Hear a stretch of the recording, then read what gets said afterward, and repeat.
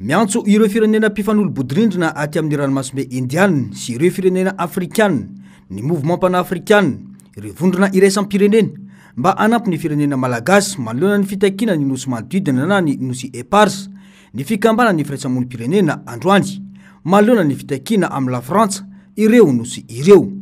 Fibodona tany tsy azo no ataon'ny La Frantsa amin'ireo nosy hoy ireo firaisamon'om-pirenena ka antony anaovana izao antso izao. Mbola endrika fanjanahana no ataon'ity firenena ity amin'ny Madagasikara manoloana ny nosy eparse hoy ny fanamafisana. Tsy verina tsony ara-tantara, ara-geografia, araky ny lalàna, ireny zany tsy asiana dievitra fa any Madagasikara reo le nosy malagasy reo efa nambara tamintsika teo moa izy indrindra fa le nosy efatra aty amin'ny ilany andrefana ny Île Glorieuse na le hoe nosy sambatra izy tsika ny Wang Nova na ny nosy kely dia ihany koa le Bassas d'India na ny nosy ampela dia ny farany ny Europa ny nosy kely ny Bassas d'India le nosy ampela dia io efa nandraisa ny firenena mikambana fanapahan-kevitra raha verina fototra fotsiny tsika ny fanapahan-kevitra firenena mikambana tamin'ny le nilazaina teo le 15-14 tamin'ny 1960 izay manafoana treo ny resaka fanjanahantany dia tokony verina amin'le tany izay hojanahany reo le nosy manodidina reo. Teo ihany koa tamin'ny 1979 nisy fanapahan-kevitra tao amin'ny firenena mikambana izany le résolution 3491 dia mbola namafisina indray izy taty amin'ny taona 770 sy arivo taty tamin'le résolution 35-123 reo le fanapahan-kevitra firenena mikambana reo dia miteny amin'ny frantsay ny tokony hamerenana an'ireo nosy malagasy reo ny Madagasikara dia mbola entiny efitsika hatramin'izao mbola tsy miverina le izy. Tsy fiaraha-mitantana no tokony atao satria mazava fa any Madagasikara ireo nosy ireo. Ny fiverenan'izany amin'ny Madagasikara aloha no atao. Izay vao mihevitra na iaraha-mitantana na tsy amin'ny La Frantsa hoy ihany ny fanamafisana. Resaka cogestion mantotan'izay no resadresahany to tsy misy resaka cogestion zany aloha raha tsy mipetraka mazava tsara ara-dalàna fa amin'ny malagasy ny nosy malagasy. Aveo tsika vao miresaka mety hoe akaikitsika koa ny frantsay amin'ny resaka hoe fitantanana sy ny sisa satria tsika koa moa raha malala fa marina koa zany tsy mety tsy manana enti-manana antsika fa atsika aloha le nosy zay vao miresaka mety tsika fanaraka tsika mety tsika firenen-kafa aveo satria fa mila mifampiraharahantsika mila mifanaja zany amin'izay zavatra zay fa io hoe le esprit colonialiste ino ny mahagaga amin'ity raha ty le hoe ninona régime any France dia izy manohana an'izay foana izy afa filoham-pirenena tonga eo ny anazy dia izay foana ny anazy. Ilaina ny fiaraha-mientan'ny malagasy 3 tapitrisa hitakiana ireo nosy ireo ho hatrany teo anivo ny fikambana ny firaisamon'om-pirenena am-po-pirenena ka mitaky ifandraisana andraikitry ny rehetra ho hatrany ny fanazavana. Tsika zany eto tsy ao anatin'le démarche hoe milefitra tsony satria tsy manam-potoana an'izay tsony tsika fa mila mampiseho ihany koa isika 3 tapitrisa hoe aiza ny intérêt atsika amin'ny firenena satria tsika koa mbola ampitan'izay ho an'ny taranaka ho avy dia mitodika amin'ireo délégation na malagasy izay andeha manao an'izay akevitra izay any Paris tadidy foana nareo hoe misy intérêt iombonana ao ambadika ao dia araky ny tenenina tamin'le lahateny teo les positions atsika ferme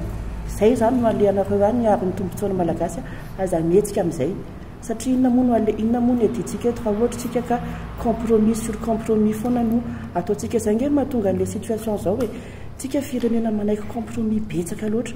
efa nialana le resaka hoe fanjanahantany fa avelantsika miverina amin'ny fomba sy endrika samihafa le izy move tsika manam-potoana amin'izany tsony move tsika manana hery amin'izany tsony ka tsy aloha miady mafy be indray mandeha dia hitatsika eo ny valiny toy izay tsika mbola ilefitra moramora dia mbola iamafy noho izao le izy ka tsy filanakisa le izy fa fampatsahivana koa hoe ny tany malagasy tsy bodoiny tsy malagasy Madagasikara any malagasy. Tsara moa ny manamarika fa ny alatsinainy ho avy izao no iainga eto Madagasikara ireo délégationna manokana mifampidinika ny hitantanana ireo nosy ireo aoka ho tena tombotsoan'ny malagasy no dian'ny délégation hoy ny fanamafisana.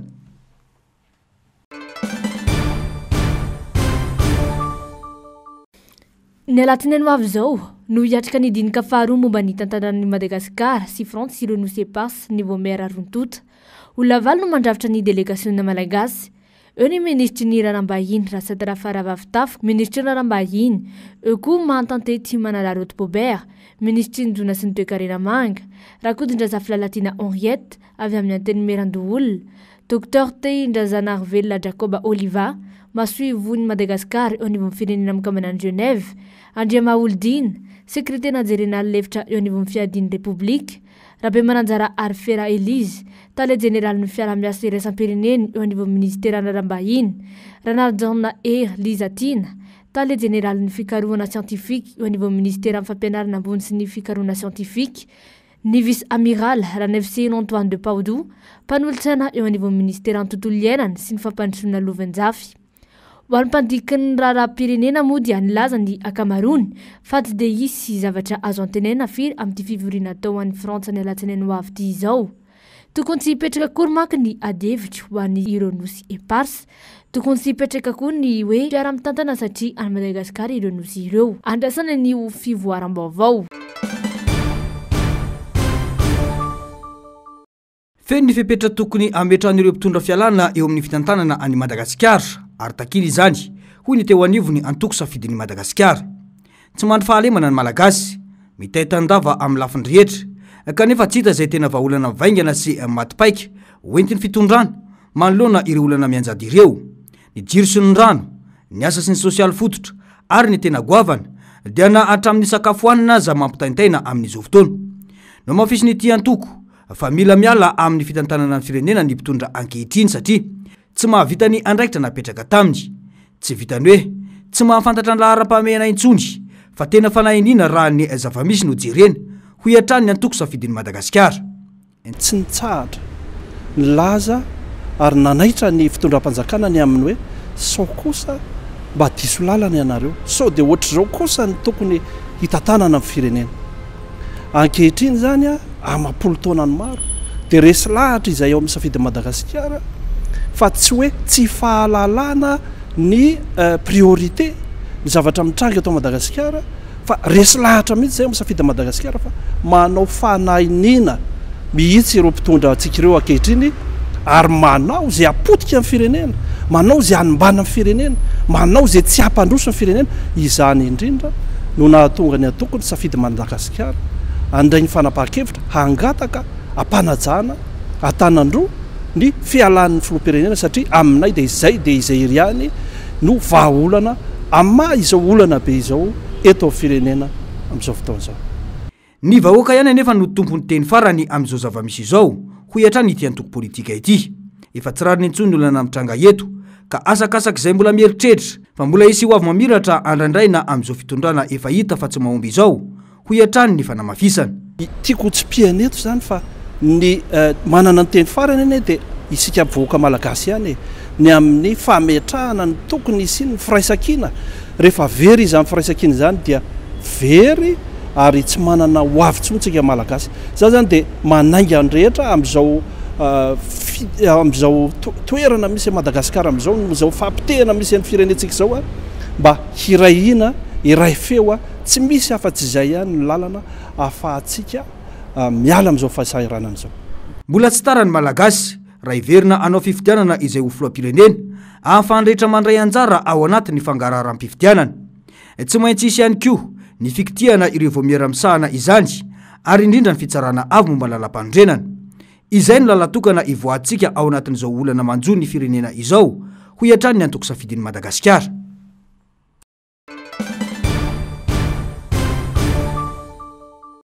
Miemitra ny fitsinjaram-pahefana eto Madagasikara, mivangongo eo amin'ny fanjakana foibe avokoa ny fahefana rehetra.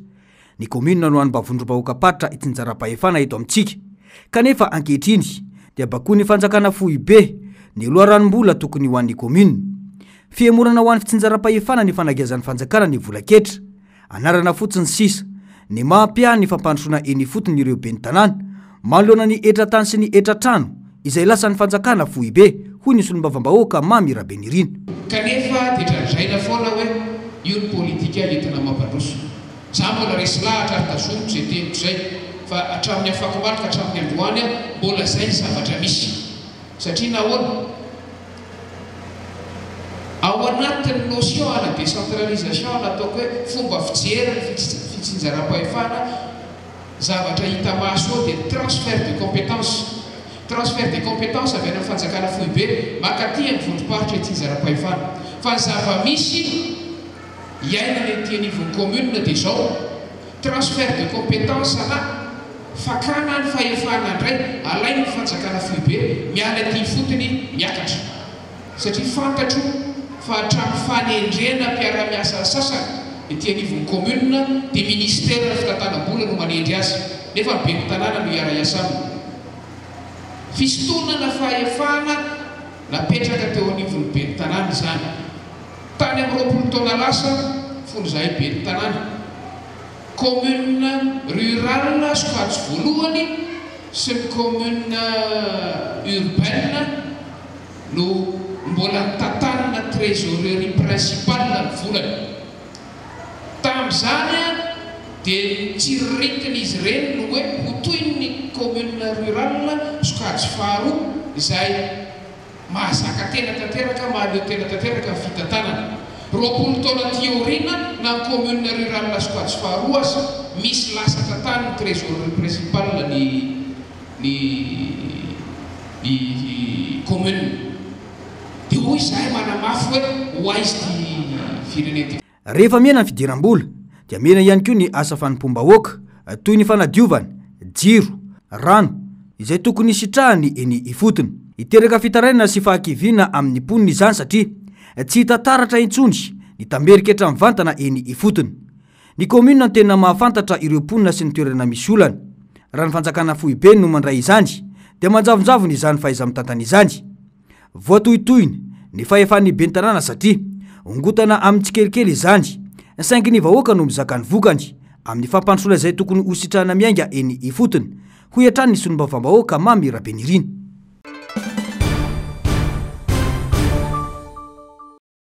Ireo fanapahana mivoaka avy amin'ny tetibolam-panjakana no isan'ny nampitabataba ny fanoherana tamin'ny fandaniana ny tetibolam-panjakana hiasa amin'ity taona 2024 ity saingy nolazaina fa manohitra bontolo ireo sonom-bavam-bahoaka avy amin'ny fanoherana notakina ny fanitsiana io tetibola io saingy mbola hafa ihany no nambara nilazana fa fiadina tombontsoa no nambara hoy ny sonom-bavam-bahoaka Totsoa Andriamampandry tombontsoam-bahoaka no nijorona satria ny sahirana ihany no mbola tangosana eto amintsika hoy ny fanazavana reny efa anisan'ny tenenina sonom-bavam-bahoaka taty amin'ny fanoherana hoe tsy tokony fidina io loi de financier na ny LFI satria zao reny zao dia anisan'ny zavatra tsy mety mihitsy hoe zana-bola any amin'ny banque zany raha indram-bola ianao dia lasa mitombo 20% indray zany le zana-bola le intérêt zany zay alaina aminao zany fédéraliny dia vao maika zany le mahatonga ny olona mitram-bola dia sahirana dia sahirana ihany zany no ampahatraina eto amin'ity firenena ity ko aiza ntsony zany ny malagasy ny hena amin'izao fotoana zao ny asa tsy misy ny famoronana asa nefa mba te amorona asa ny olona matoa mitram-bola ny olona dia ilaina izy amin'ny sehatry ny asa na amin'ny sehatry ny tokantrano na ny manahirana azy dia vao maika zany ho taxenao roapolo isan-jato indray zany akoatr'le teo izay intérêt zay dia zany vao maika mampantra ny vahoaka zany ny zavatra tahaka izao ny vidim-piainana efa midangana ao anatin'izay izao zany dia famonoana ny malagasy ankolaka ny zavatra tahaka izao ka zay efa nitenika hoe tsy tokony nifidy an'io LFI io izay ampanohatra fa rehefa miteny mantsy dia ohatrany hoe gatsify tsy fitiavana izy zao vao mikakaika daholo mihitsy mikakaika daholo hoe na ny manana zany na ny tsy manana amin'izao fotoana zany ny manana zany dia vao maika zany miaina ny fidiram-bolanao zany amin'izao tomponantoka amin'izao zava-misy izao ny maro anisa eo anivon'ny antenimera-pirenena izay nandray baiko midina ampandaniana io tetibola io ho iatrany ity sonom-bavam-bahoaka ity tsy ny mpandraraha ihany no hovomafy amin'io TVA 20% io fa ny malagasy rehetra mpindram-bola any amin'ireo banky manakaiky ny fampidirana mpianatra izay isan'ny vanim-potoana indramany iray aman-dreny vola eny amin'ireo banky ampitombony fasahirana n'ireo iray aman-dreny efa sahirana arak'izany ny fanapahana nataony maro anisa sy ny fanjakana ho iatrany ity sonom-bavam-bahoaka ity ary izy nanomboka tamin'ny janvier teo nitapohana zany tsisy communication tsisy information fa zany hoe juin zany androany dia ny enina embolana zany tonga dia alaina aminao daholo zay 20% zay zany ao anatin'zany zany hoe raha naka 200 000 ariary zany ianao de atao zany nykôty fa de alaina zany anao a lasa 240 000 ariary isam-bolana zany no alaina aminao a ao anatin'zay fotoana izay de zay zany vo mainka mampahantra olona ny zavatra atao zany a tahaka izao manodidina ny 900 miliara ariary moa ny tombany fa iditra ao amin'ny kitapom-bola mpanjakana no ity TVA 20 ity ankoatr'izay nanentana ireo olo-pirenena nisy olom-bavam-bahoaka Tototsondriamampandry fa tokony tsy ankinina amin'ny mpanao politika irerin-tsony ny filazana ny marary eto amin'ny firenena fa tokony ijoro ny rehetra hoy ny fanazavany tokony osahiteny ampafantatra ny mpitondro fa tsy anahirana vahoaka no nanomezana fahefana sy itoeran'izy ireo eo amin'ny fitantanana ny firenena mitaky ihany koa ny tenany mba anokanana andro iray tsy asana mba iarahana ory amin'ireo fianakaviana izay namoy avana vokatry ny fanapozinana ara-tsakafo izany hoe andro fisaonana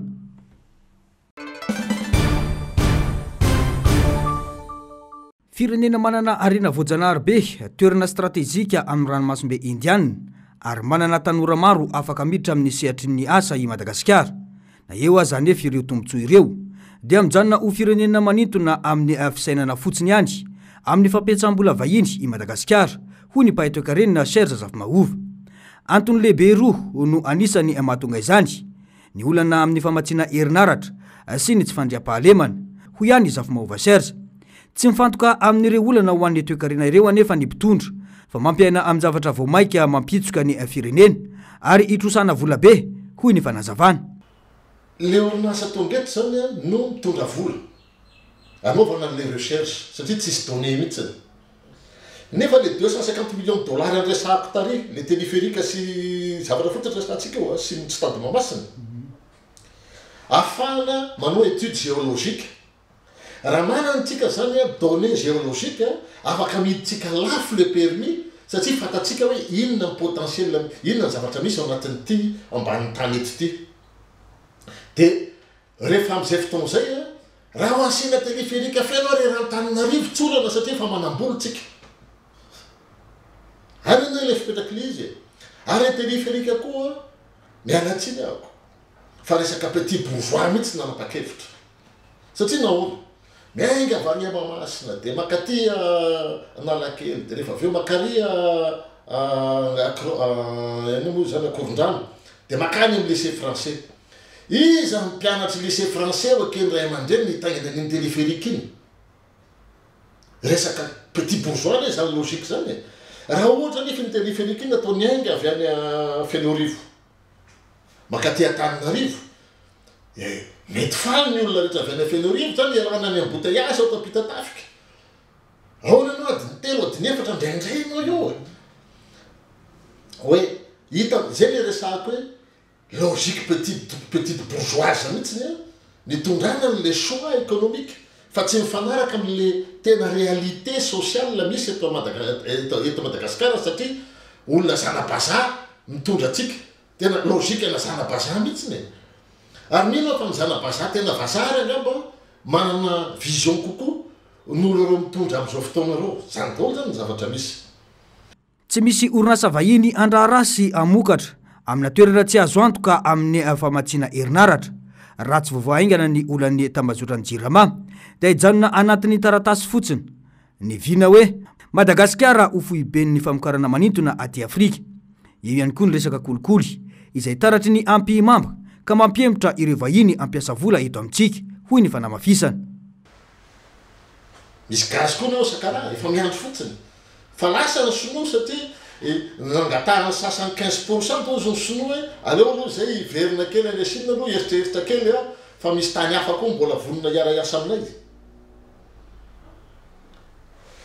zay fomba fitatana zay ny olana eto Madagasikara hoe ny tsika zany ny tena olana lehibe nisy fivorina atao amin'io CCI vato io tamin'ny heritaona hoe fiarina zay ny anaran'le fivorina de eto anatin'io fiarina io filoham-pirenena mihitsy zany mitarika amin'ny fivorina izy moa zareo manko tia lamesa be ohatran'ireny de mitarika le fivorina de natsangana mihitsy le belge anankiray zay hoe io investisseur belge io anao investissement goavana amresaka ozy anao resaka matika fano atao ho lasa siramamy zany société sucrière fantanena apetrako amitsika jerevy kely ny archive anareo sarinareo tamin'ny heritaona tamin'le fiarina fa nisy belge zany tety nanao investissement ny afarany mitsoka natanjaka le ranga tadiditsika nama voaingana koa nisy resaka hoe le 5 étoiles amy CCI vato nisy olobe to amty fireneny ty laza apabe maso ary voadivoady mihitsy fa hoe ho avy eto ny hôtely lehibe atao hoe Marriott talohan'io efa nisy an'le palais FOFB ran'izao tontolo zao in'izay saodianina hoe hoakan'io koa fa ranjerevatsika tsara nitsoka matanjaka daholo zany tsy voary ny fananany tsy mazava ny lalana miaro ny mpampiasa vola ary mianaka ny kolikoly amin'ny sehatra maro mpampiasa vola maro no misalasala miditra eto Madagasikara no nitahotra ho very fananana ho iatrany ny ezafy-mahova serge mandoalika ny fampiasam-bola vahiny eto amintsika ary izany no tsy ahitana orinasa goavana miorina teto amintsika nandritra izao fitondrana izao.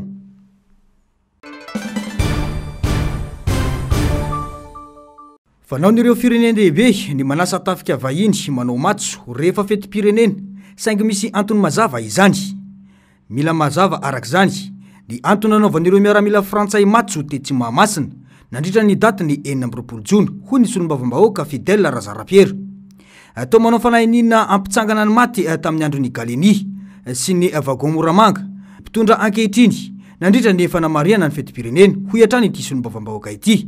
Ekena hoy izy fa teo ny fandraisana anjara ny tafika sinoa izay tsy de mampisy olana satria tsy misy fifandraisany ara-tantara tamin'ny fanjanahana ireo Razambe na ihany koa nanampadony malagasy teto izy ireo hoy ny fanazavana. Madagasikara zanatany frantsay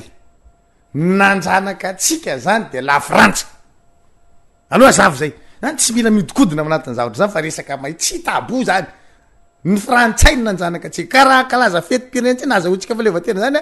reo ny tokony tsy mipisipisina atsika voalohany na inana fa filozofia ny zany hitrako anazy ianareo nanjanaka reny dika zany ny fetim-pirenena ty niala tamin'ny zoga sy ny vahoanareo kisakisa lavitra mihitsy aloha nareo tsy problème fifandraisana aminareo diplomatique sy ndrey fa hoe le ifampisopisina amin'ty resaka hoe fahaleovatena Madagasikara ty ary amy 100 mètres rina nareo mela 100 mètres direct tsy zany ianao aloha de fa problème amizaka zompenena frantsay makalaza ny fetiny ena 20 volanjao raha fantatreo Razambe atsika mitolona tamin'izany fotoana zany fa ny frantsay ny anao matso amin'ny fanamarena fahazahoana fahaleovatena eo Mahamasina marina mafa nisy namoneny tamin'ny MDRM sy ny Menalamba zany raha fantany fa hoe no mpitondra hitondra le firenena rapio tsy zaka zompirenena frantsay marina mafa raha nisy nitolona tamin'ny VVS sy ny rehetrarehetra zany ataonareo tsy badibadiky impitimpolo mihitsy le Razambe any pasina zay nitolona ho an'ny fahaleovatena Madagasikara fa le frantsay nanjanaka mihitsy no midefile eo Mahamasina amin'ny fahazahoantsika ny fahaleovatena way. Ankoatra izay dia nilaza ity solombavambahoaka ity fa misy antony ny tsy fahatongavan'ireo filoham-pirenena hafa izay nasaina anatrika ity lanonana ity. Isan'izany ny filohan'ny firenena Guinéane hoy ny nambarany tsy milamina ny mpitondro ka nemitra ireo nasaina. Eo ihany koa moa ny krizy ara-pahasalamana izay remanakoako any ivelany hoy ny fanamafisana. Tsy mety soa moa le président Guinée fa tsy tonga izy ary mety zay koa tsy natongavany ohatra tsy milamina le tanàna fa za tsy maintsy sakafo rehefa tonga nefa sakafo ao mahafaty nomeninareo mahereza za tsy hoany tapitrandro any azafady ny lany fa tokony ho tonga saina nareo tratra zavatra fa nanina le président Guinée zay nasainareo anatrika lizy tonga de nanepoka atsika satria eny hoe any Madagasikara misy intoxication alimentaire mahafaty olona be da be amin'ny resaka charcuterie ny resaka menaka zay lafarina sisisisy ny olona ke manara-pavao de fa malaza ny andafany tsy na ny mpizahatany ena ye de tadidionareo zay iny any signe voalohany iny président Guinée tsy tonga iny ny firany lasa izy nandeha zatsoany ny antony matahoatry ny olona miteraka fahatahorana ka nareo tsy mazava ka nareo tsina tsy mametatitra mazava hoe zao ny zavatra misy marina zao no miteraka anty zao no miteraka anty tsy ampy le fanazavana asainareo ny olo aiza izy ny sakafo tsy maintsy nareo ny karakarany sakafo any izy any miadoka v sakafo any io tsy teraka problème amin'ny resaka intoxication alimentaire any tsotra indrisa de tsy makany lavitra avao gna droite zay gny anampianarinay tambozaza tamin'ny bokidikidy mazava nge tsy natongavany tonga de zay io resaka intoxication alimentaire tsy natongavany nefa sary efa napetrapetraka reo drapeau ina lomanao zafady ny lanilany ninanareo mairesa raha mbola tsy tonga saina ny gasy dia tsy hay no iafarany ity firenena ity la ara-pahamena manoloana ny olana mitranga eto ve ny fanafarana ireo biso mandeha amin'ny herinaratra ireo hoy ity olombofidy ity nametra-panotanina tena izany ve no mahory ny malagasy amin'izao hoy hatrany ity solombavam-bahoaka ity betsaka no zava-miafina eto amin'ny taniny sy ny momba ny tany no tsy hain'ny malagasy hoy ny fanamafisana.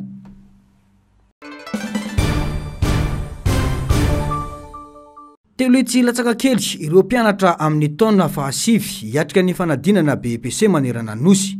ny alatsina n'izao no anomboana izany fanadinam-panjakana ambaratonga faharoa na ny BEPC izany saika amin'ny lofo amin'ny famerenandesina ny ankamaron'ireo ankizy hiatrika izany tamin'ity androany ity nilaza adina matematika no somary manahirana ireo mpiadana indrindra fa ho an'ireo ny safidy ny sokajy A na izany aza vonina tanteraka amin'ny fiatrehana izany izy ireo hoy ny fanazavana. Efa vonina tsara fanomana fanadinana satria efa ela ny andrasana matematika zao ny hitako mbola manahirana kely satria misy party mbola tsy de haiko tsara efa mezaka foana aloha manao an'le tsy haiko de mihina fa ho afaka efa vonina. Ina zao matera mbola hitandreo mampatahotra andreo matera mampatahotra matematika fa manao ny matematika ka mbola ka le izy mihitsy mampatahotra. Inona zao tena hitandreo atahorandreo anaty matematika activité géométrie efa eny eo tsara ka fa vonina tsara efa vonina. Inona ny matera mbola hoe somary manahirana am'izao matematika misy kely fotsiny tsy ampy formule zany misy tsy hay kely eo amin'le activité géométrique satria mbola apetsaka ny fandrika amin'le izy option A. Inona ny matera mbola somary manahirana matematika matematika le activité numérique ny tena mbola sahirana be amin'le izy eo amin'le misy équation cartésienne de eo amin'le factorisation kokoa zay matera mbola manahirana physique le optique tsy mbola misy tsy de haiko tsara matematika sy physique. Inona amin'ireo matera roa tena hitandreo fahasarotra matematika any amin'ny activité géométrie ary le physique any amin'ny chimie manahirana na toy ny fanao isan-taona dia nanolotra koro maimaim-pona ho an'ireo mpianatra hiatrika izany ny solombavam-bahoaka toditsoa Andriamampandry tanjona ny fanampina ireo ankizy izay mbola mahatsiaro hosahirana amin'ireo taraja sasany maimaim-pona ho an'ny zanakam-bomanarina izany hoy ny fanazavana. de miaraka amin'ny polycope moa izay maimaim-pona ho an'ireo mpianatra satria fatatsika fa tena sahirana ny ray aman-dreny amin'izao amin'ny fiantohana ny école sy ny fampianarana ny zanany dia ndraisina ho andraikitra nandritra ny nasolombavam-bahoaka izay zay fanomezana koro maimaim-pona ho an'ny zanaka ambomanarina atsiaka navaka izay dia anio moa zany dia fanomezana toromarika farany amin'ny fiatrehana ny BEPC satria manomboka amin'ny alatsinainy dia sady nanome toromarika ho an'ireo zandry zanaka ary koa nitsodrano n'izy ireo zany mba ho afaka soma tsara amin'izany fanadinana izany ary nankahery an'izy ireo ao anatin'izany fatatsika moa zany fa ny fianarana nolova tsara indrindra ary izay no matomatisanay mba hoe anampy izany fanampiazana zany mba hitsinjo ireo zanaka malagasy ireo zany mba ho tafita soa amin'izany fianarana izany satria fatatsika fa tena hoe amin'izao fotoana zao mikorotana ny fiarahamonina be da be tsy mandeha amin'izay tokony izy na ny toe-tsaina io na ny fitondran-teny io na eo amin'sehetry ny asy io dia mila olona mahay mila olona manana fahalalana mila olona manana ny fahendrena dia izay zany no mahatonga ny tenanay sy ny mpiara-miasa rehetra zany mijoro ary manohana hatrany izany lafy ny fampianarana sy ny sosialy ety amin'ny poriportandro fahenina ety Ambohimanarina zay. Mpianatra manodidina ny 500 no nisitraka ny koro faradoboka mahaimaim-poana teto Ambohimanarina androany. Ny irina hoy ny solombavambahoaka dia aomby izy ireo amin'ny fanadinana izay ho atao. Ankoatr'izay dia nilaza ny tenany fa mitoy ny asa sosialy izay fanao ka ny sabotsy fadimy ny volana Jolay izao no anatanterana didiboatra fahobe mahaimaim-poana. Ho mahaimaim-poana ny kilalao sy ny malabary ho an'ny zaza izay atao asoavana amin'ny hoandrio hoy ny fanamafisana. Ny 30 Jona izao kosa no farafisoratana anarana amin'izany raha ny fanazavana trany. Miroborobo ny teknôlôjia amin'izao fotoana izao, miazakazaka manaraka izany ihany koa ny fomba fisainana sy ny fijery eny anivon'ny fiarahamonina ary tonga hatramin'ny zaza izany eto amintsika. Manomboka very ny fomba fananabeazana ny tanora sy ny ankizy fahiny izay nitazona ny fotom-pisainana maha-malagasy. Manoloana izany dia nisy ny hetsika manokana nataona fikambanana iray miorina eto Ambohimanarina ho famerenana ny fomba fanabeazana sy ny kilalao fanitaratsaina malagasy. Katro, Aravitsily sy Tandrimo ary fanorona sy ny maro hafa no nampifaninanana ireo ankizy monina eto amin'ny boriboritany ity. Amerenana ny fomba fanabeazana fahiny mifantoka amin'ny kolotsaina maha-malagasy no nahatonga ny fikambanana anao izao hetsika izao. Ny fikambanana ny andraina zany nanao an'izao hetsika izao androany dia indrindrandrindra zany entina ampianarana reto ankizy reto amerenana indray ny kolotsaina malagasy amin'ny alalan'ny kilalao maro samihafa ny atao eto kilalao gasy daholo zany hoe marina hoe misy ny fanatotoloana ankehitriny fa ny maha-malagasy atsika zany tokony tsy adino tokony tsy hoajanona fa tokony ampiakarina foana zany ny maha-malagasy atsika. Dia finaritra zany izay reto mpikambana sy ny mpanohana anay tao amin'ity hetsika ity manome an'izay kilalao izay androany tontolo. Dia ankoatran'izay ny fikambanana dia miezaka manatsara sy ohatrany hoe manao izay maha-olona zany eo amin'ny maha-olona ny tena kendrena, manome fampianarana mahaimaim-poana amin'ny resaka fampianarana teny vahiny. Dia manao koa izay amin'ny momba ny traikefa arakasa, manome izay traikefa arakasa izay sy manome an'ireo mpikambana sy ny olona izay ao anatiny fitediavana asa zany manome asa ho an'ny tsirairay. Zay zany tena ataon'ny fikambanana dia miezaka manao asa indray mandeha isam-bolana farafahakeliny betsaka ny atao ny mpikambana dia miasa isanandro mieritreritra hoe inona ny zavatra atao mba entina anampiana ny mpiarabelona eto aminay. Ny kilalao zany dia misy karazany 40 zany hoe anisan'izany ny katro, ny fanorona, ny tsobato, ny tantara, angano, misy marobe efa mitokatokana ny vitsily misy efa mitokatokana eny ny toerana misy azy. Ny ankizy mandray anjara amin'izay zany dia ankizy eto manodidina sy ety amin'ny faritra Ambohimanarina. Ankizy maro no tonga niatrika ity hetsika ity na aliana azy ireo kilalao-tsaina fampiasa sy nanabeazana fahiny. Nilaza ny fikambanana fa tanjona ny anohizana trany ny hetsika satria tafiditra ao anatin'ny famoazana ny kolotsaina malagasy ihany koa izany. Ny Egypte nahatratra 7 ireo namony ainy vokatry ny lozam-pifamoivoizana izay nitranga teny amin'ny lalan'ny delta du Nil. Araka ny fampitam-baovao avy amin'ny manam-pahefana ao an-toerana dia nifandona ny camion sy fiara ireny tatitra piasy teo amin'ny lalan'ny régionaly tao amin'ny tanàna ny Atrom ao Menofy Omaly. Telo sisa ireo olona avitra tamin'ity loza ity ary potika tanteraka ilay fiara fitaterana. Nafindra vojomaika ao amin'ny hôpitaly Atrom ireo mirambony ary efa manaraka fijabony ireo maratra. Manoloana izao tranga izao, nanome baiko ny ministry ny asa ao an-toerana ny hanomezana ontra ny avany retotra 12. Arak'izany, nahazo $400 Amerikana ireo avan'ireo maty ary $700 kosa ho an'ireo naratra. Ao Egypte, efa matratra anarivony isataony ireo olona maty noho ny lozam-pifamoivoizana. Izany dia vokatra ny fioram-pefy amin'ny afengam-pandeha sy ny tsy fanajana ny lala fifamoivoizana.